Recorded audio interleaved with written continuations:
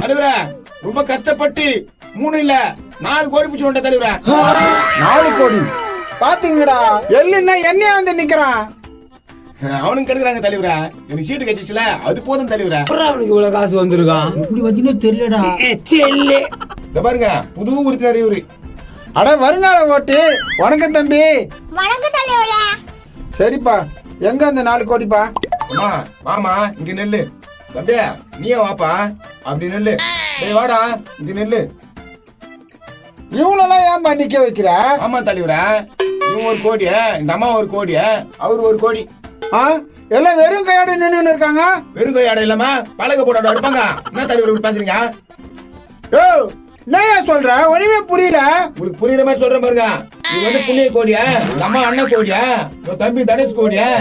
வணக்கம் தலைவரா. இவர் நம்ம கட்சிக்காக பேரையே மாத்தினுக்கிறாரு. 1 கோடி